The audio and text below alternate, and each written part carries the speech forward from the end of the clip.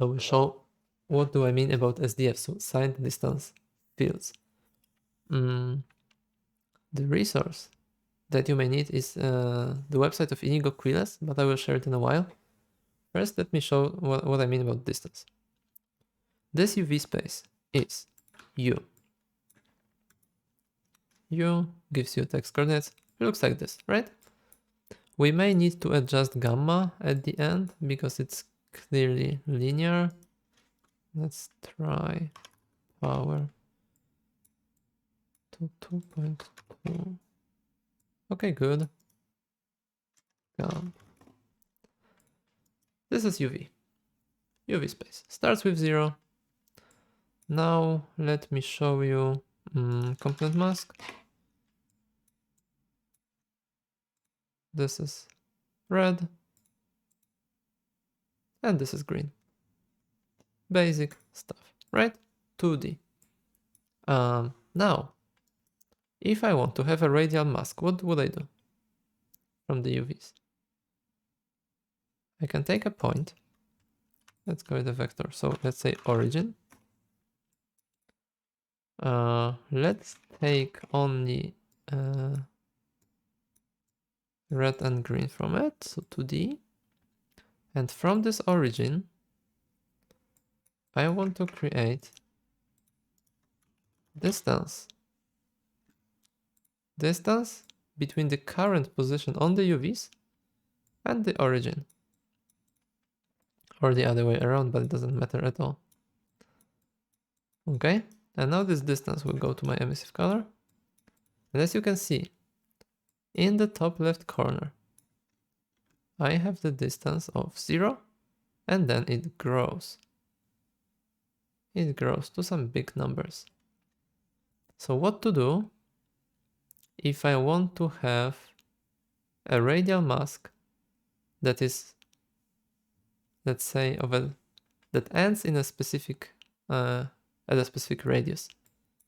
I can remap that. So remap value range from 0 to radius max. Okay, let's set it to half, and then it remaps to new 0 and new 1. So the old range will be scaled to fit the new range. From 0 to 0.5 will be the new 0 to 1. And then saturate. Saturate means clamp between 0 and 1. I repeat it on every stream. I'm sorry. And now, wait. You can see what happens. It ended much earlier. So 0.3, 0.2, 0.1. Okay? Half, because it's half of the UVs. UVs are from 0 to 1. So in this case, they end at the middle. So now, how to invert that? You can either flip the target low and high, or this. That, for example, it goes from dark being at radius max and 0 here. And now you can see that we have a radial gradient, which is white at the middle. So by inverting these inputs of the remap, or the outputs, it's whatever, we have a radial positive mask. Now, how to move that thing? I have the origin, because I measure distance from the origin to current UVs. So if I move the origin, I mean change the value, then you can see I'm moving the center. So if I do half, origin half, I have a centered radial gradient. Another thing that you might want to do, no, this is okay. So yeah, and then the radius. So we have a radial mask, right? However, what if we had a circle? To have a circle with a soft edge, which will occur naturally, is to have two radiuses, radius max and radius min. And this should be a little smaller for example, 0.3 if this is 0.4. Okay? So this is how it ends. 0.let's say 4, and this is 0.45. So a little soft edge. A little soft edge. Now to automate this, because this is very tedious, we can do radius, just radius, and then add another param. It will be called edge width 0.05, and just add this to this. This way, you have a radius that you can change, but the edge width remains the same. Okay? Now you can control that separately. It's also called feather in some software. And if you do it close to 0, it's very sharp. But never do it 0, it inverts. Also, don't leave it too sharp, because then, I don't know if you can see it, but you have aliasing. It's better to do something a little soft, like this. But the numbers will you know, depend on your use case. So this is what we have, and this is a simple circle mask, okay, a disk mask. This. So this is going to be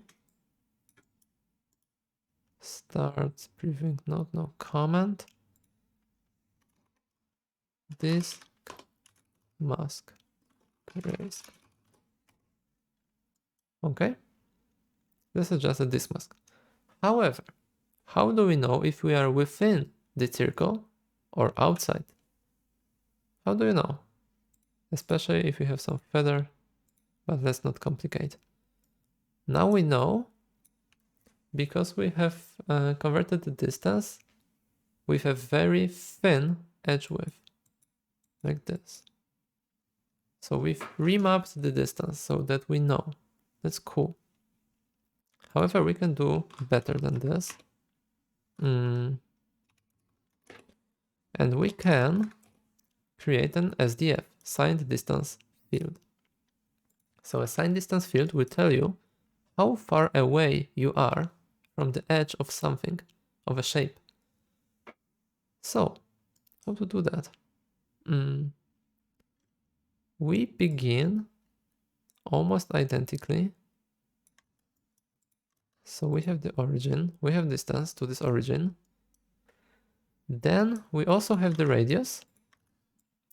And this is it, right? Distance growing. And then we subtract the radius from the distance. And now you can see that the numbers become negative. You can see that, but I can do absolute and you will see that there are numbers becoming negative the opposite direction, okay? And positive outside. And that's it. And at 0, at exact 0, we have the edge of our disk.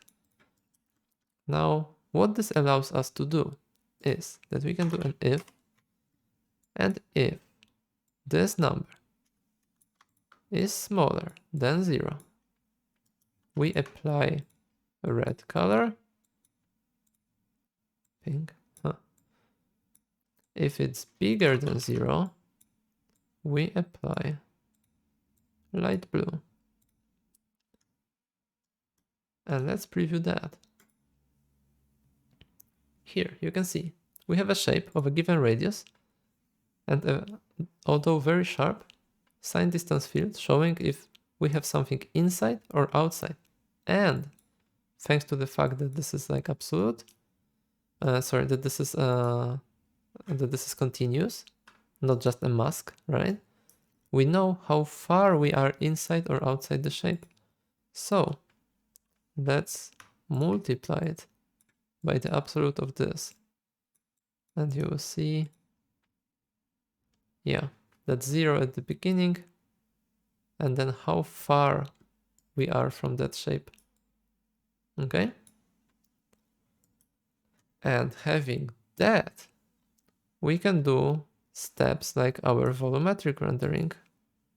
on the current page. It was here, yeah, volume materials. Because what we did in the volume materials was marching through, so taking multiple samples of such a function multiple times to check if we are already inside or outside. We didn't do it then precisely because we were not searching for a surface.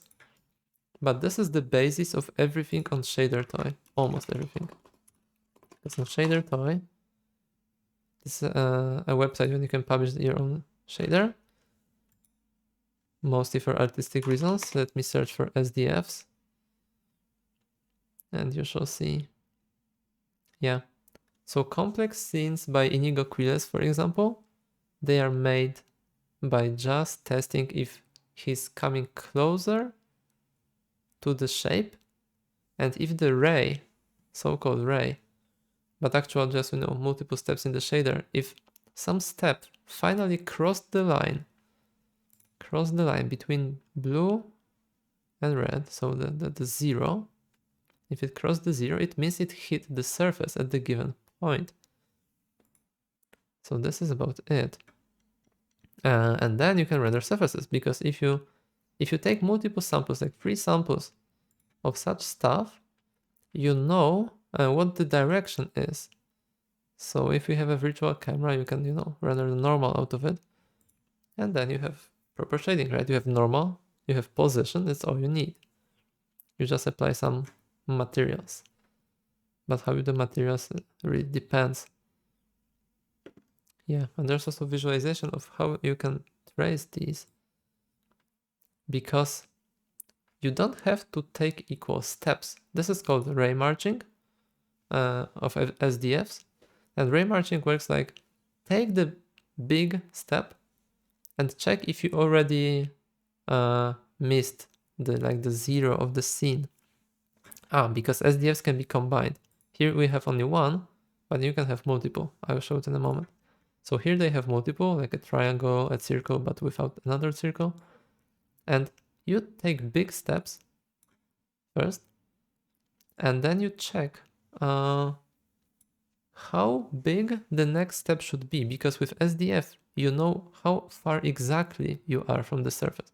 You don't know if you crossed it already, but you know that you are half a meter positive from the surface. So the next step can be just almost half a meter, then smaller, because with every sample you take, you know how much closer you are getting to the actual surface. So as you can see, the circles become lower and lower. And this is done by Panic on ShaderToy. Yeah. So here, tiny steps.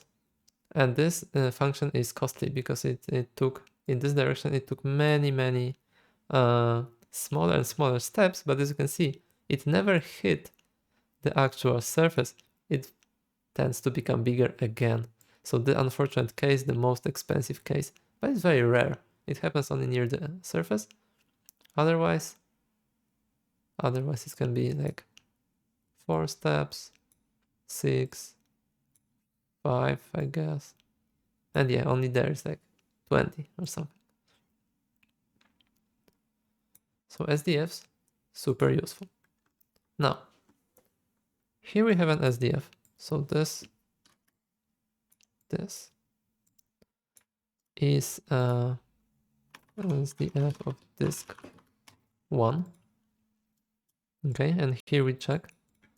But now, let's do another.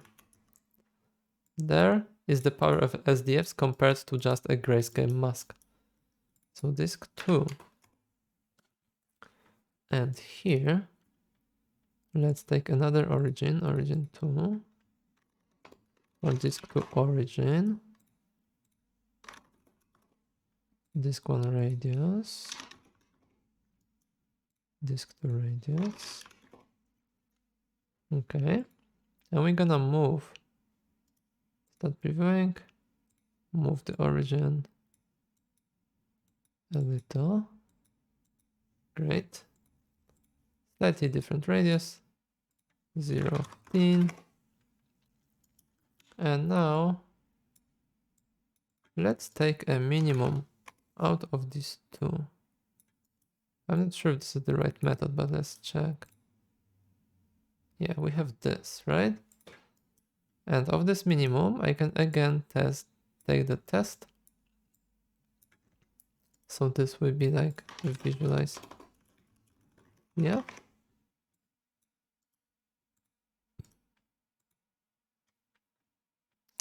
Huh.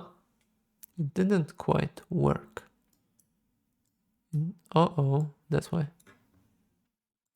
Yeah, it did. It did. So we have two SDFs. We combined them together, and you can see how nicely the distance behaves. How cool it is, because in the middle, there's no contradiction or something. They don't intersect badly. They combine very well. There's some problem here. It's not perfect, but let's say good enough. And you have two disks, right? And now, having this SDF, what I can do about having a smooth edge again, like we did here. Here we had a smooth edge. Okay, edge width 0, 0, 5. Okay, like this. So to have this again, I may again do the remap. Exactly like I did there, because this was a distance. So take a look. Now I don't need visualize SDF for a moment. I just need to take the SDF result. It maps from input low edge width, but actually to make it proper, I may divide it by 2. Okay. And add, no, sorry, multiply this accordingly by -half and half.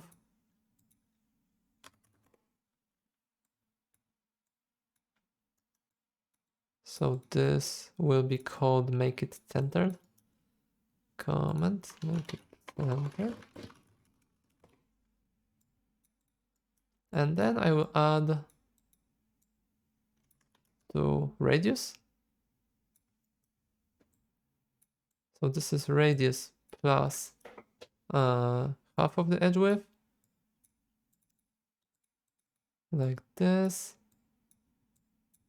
So basically what I'm going to do is that I want to have the edge width from the center of the SDF, of the edge, like this.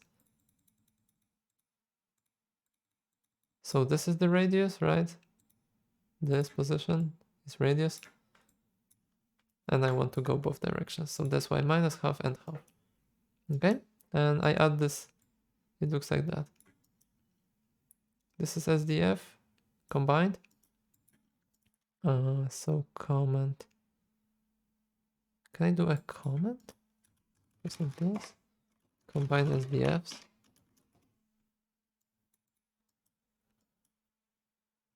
Radius, half edge width, and remap, and then just saturate. So this is how it looks like. Start previewing. Oh yeah, it's just inverted. So this has to be the other way around. Yeah, it's there. So again, let's visualize them. Oh wait, something is wrong. Ah, the radius is not necessary at all. Sorry, because we already have the distance. We just need the edge width, because the distance is 0 at the edge. Okay, so again, saturate, show. Yep, exactly in the same spot with a very nice smooth edge. Let me put it here. And I can show you the edge width. Now, if I do it very, very small, like 0.005, it's sharp enough. If I do a smaller number, it's too sharp. Aliasing starts to kick in. So don't make it too sharp. But I can also make it very smooth as I want.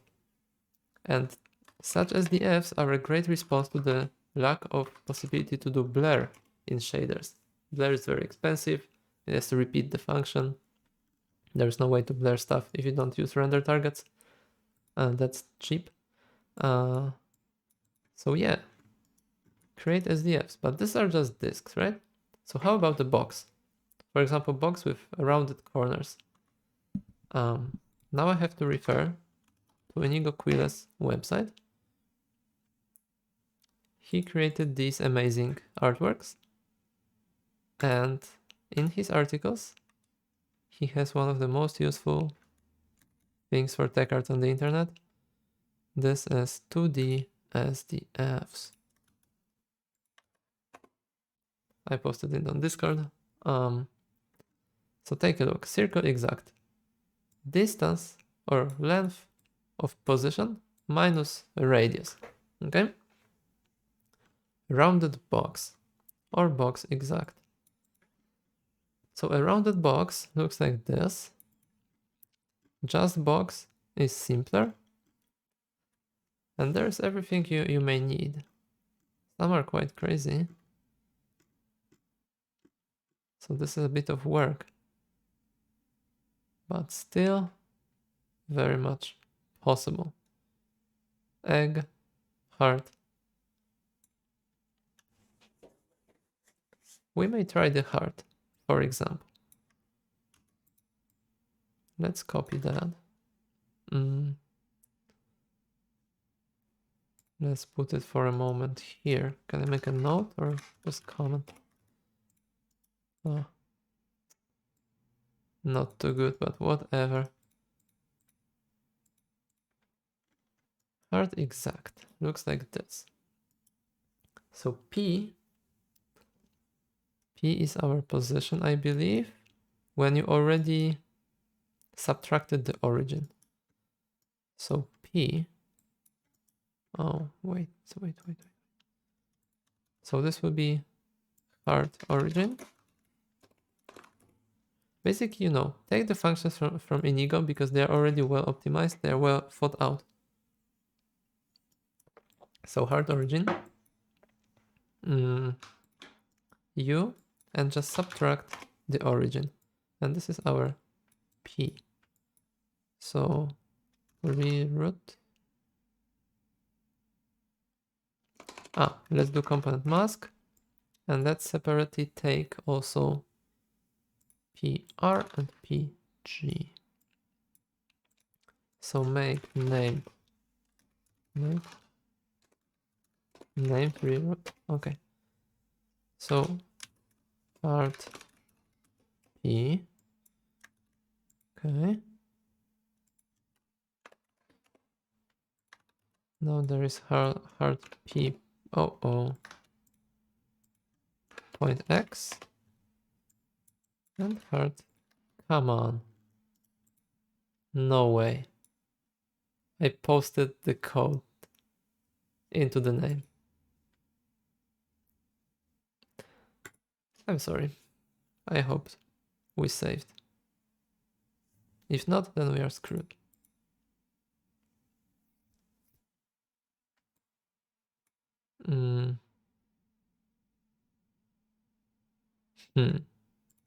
Let's try.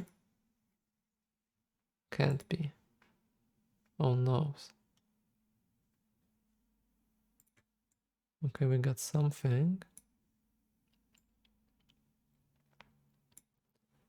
Where is the material? Side.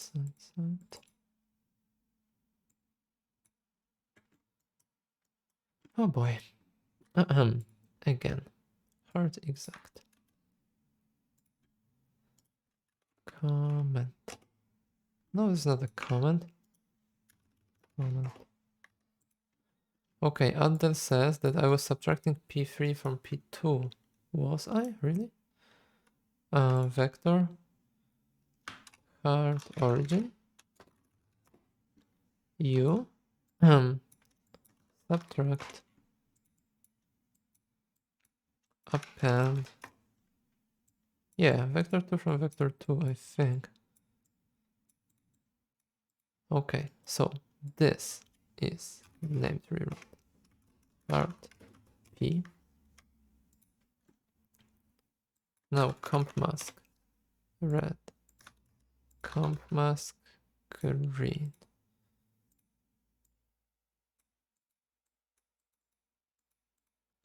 Green. So this is hard P. This is hard PX. And this is hard PY. Okay. Now yes. Okay. So addresses is good. So I'm doing this because later in the equation you have a lot of stuff like P plus Y plus P plus X and then repeat it. Okay. So it's worth just for convenience to have them separated. So my PX should be absolute of PX at the beginning. So it's already good that we did this. Then let's append them again. Let's append them again. And our shape here. These are two SDFs combined. Okay, hard. Mask R. And we need to do ups. ABS. Good. And this is our hard P. This is good. Then if PY plus X bigger than 0. So PX, PY. You can see how convenient it is in Unreal 5. If we add,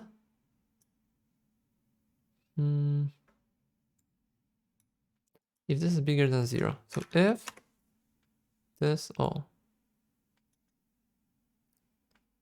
of this, if A, no, if bigger than 1, sorry, bigger than 1, how did it look like? Wait a second. Okay, if bigger than 1, return this, otherwise return that. Cool.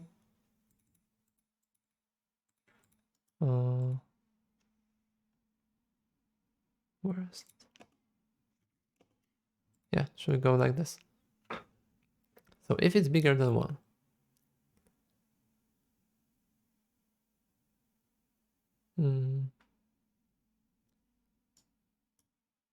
Legomin asks if there's a better way to speak the vector component than comp mask. Better? In which regards better? Like smaller, faster? Component mask is okay, I think. You can also do break float free components. But inside you just have this. So, you know. But in general, these nodes are free when it's compiled, so no worries. Okay, so hard P. Hard PX, yeah. If bigger than 1, then what should happen is square root SQLT of dot product, oops, it goes to the left, of dot product where there is hard P,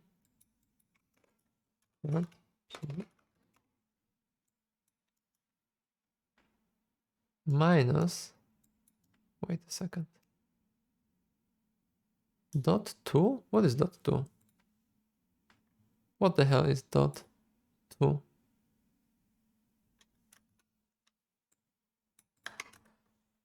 The dot 2 function returns the dot product of a vector with itself or the square of its length. Okay. Dot 2 dot product of itself dot 2 P minus vec. Okay, so first should be minus. So first subtract. Let me move it down a little.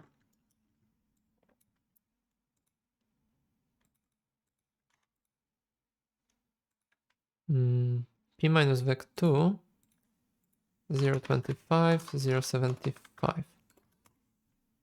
Goes there. And they wanted to do dot product with itself. then minus square root of 2. By the way, don't be afraid if you can see a square root of a constant number, because it will be free. It will be just compiled by the compiler and put as a constant, so no worries. Minus square root divided by 4. Divided by 4. By 4. Great. So this dot product of this minus that square root.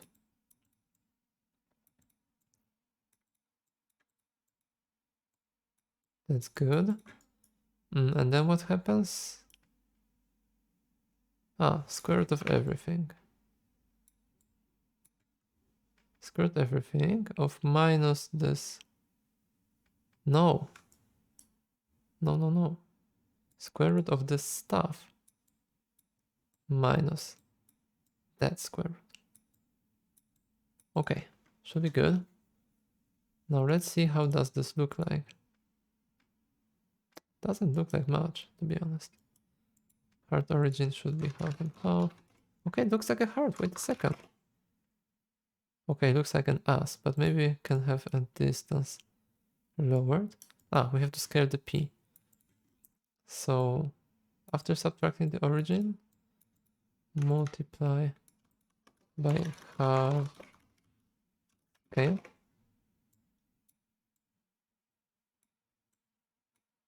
Okay. That scale could be 0.2. No, hard tiling. Inverse scale. So 1 divided by hard scale. Just divide. Wait. Divide by the scale. Cool. 2. No? Why not?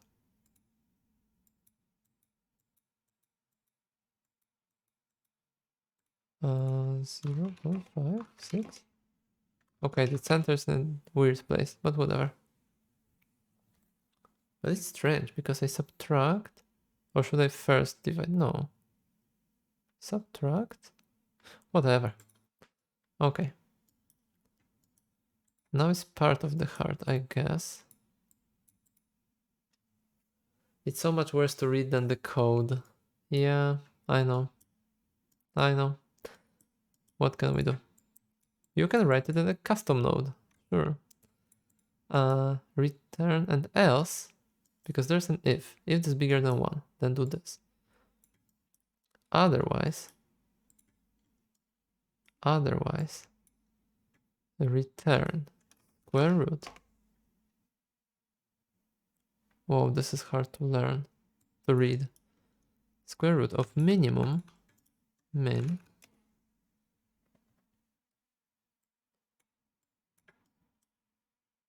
of dot p, part p, subtract. Is there a shortcut for subtract? 0 and 1. So subtract this. So p minus this should have a dot product with itself. Cool. So this is one thing. Another is hard p minus multiply half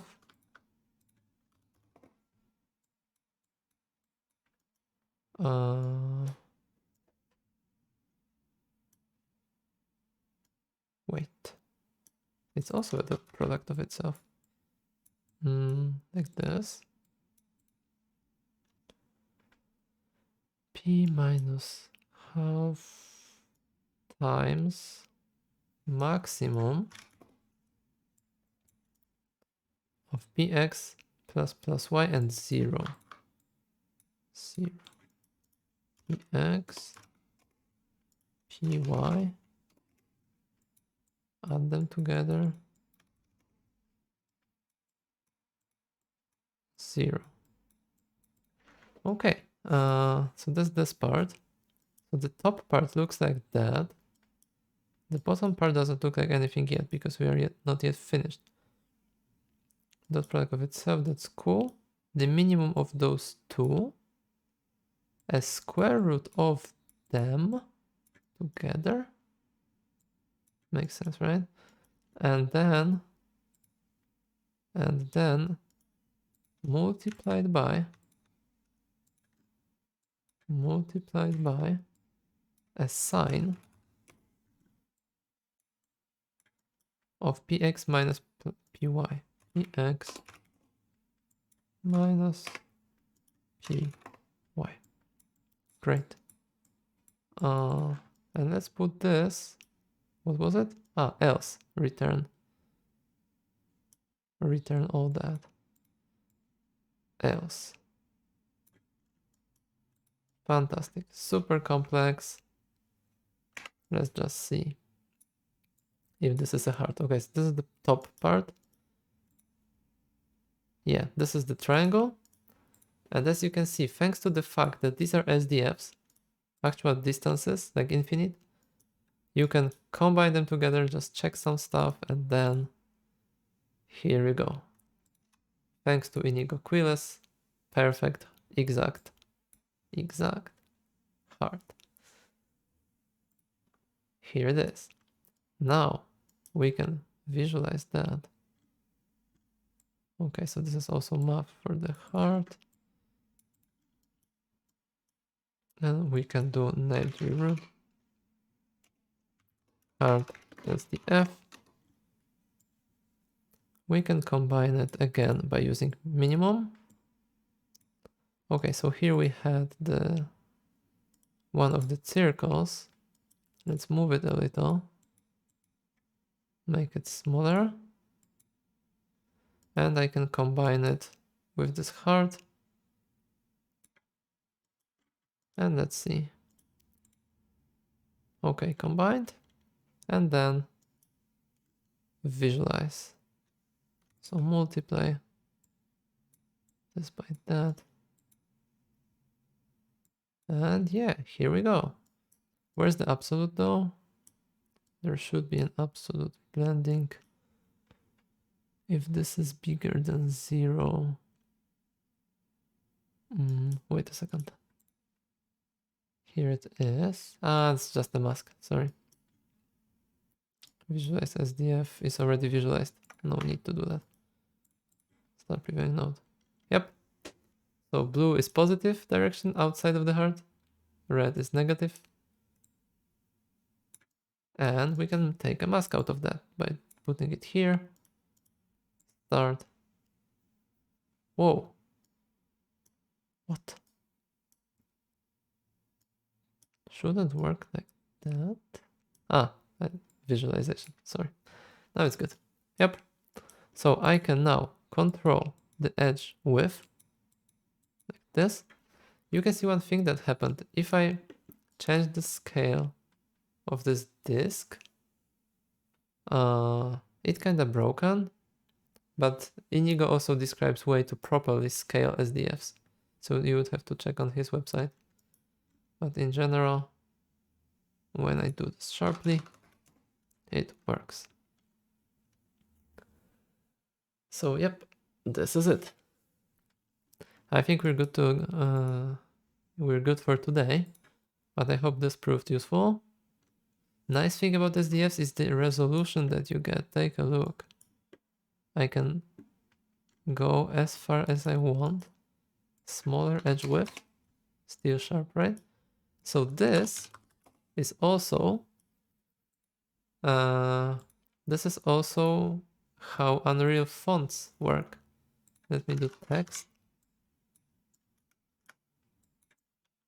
And here you can see they're a little funny when it comes to the edges. The edges look like this. And these are not polygons. Go to wireframe, see no polygons. These are signed distance fields. And if you open such a font, such a font, you can see distance fields of the font. Wait, something has broken, but in general, start previewing node. Yeah, that's how they look like. They are just the distance to the edge of the font, of the text. And thanks to that, they can be sharp no matter the distance with quite a low resolution. You don't see pixels because they are gradients. So I can go closely. It's always sharp. It just don't have the precision, right? You can see the blockiness, but it's sharp. It doesn't have the blurriness or pixels. So that's the magic of signed distance fields. There's also a great article about them. Maybe I can find that. Wait a second. Maybe it was referenced here.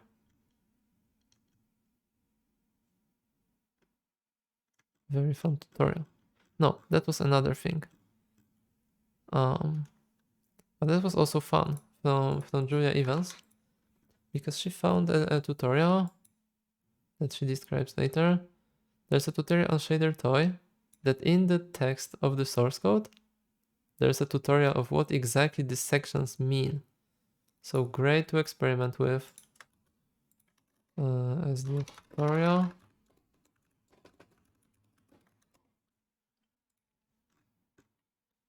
And here's the summary of it from Julia. Okay, so yeah, once again, let me show the card. Where's the SDF? Here. And now the visualizations here. Cool. So thanks a lot. See ya.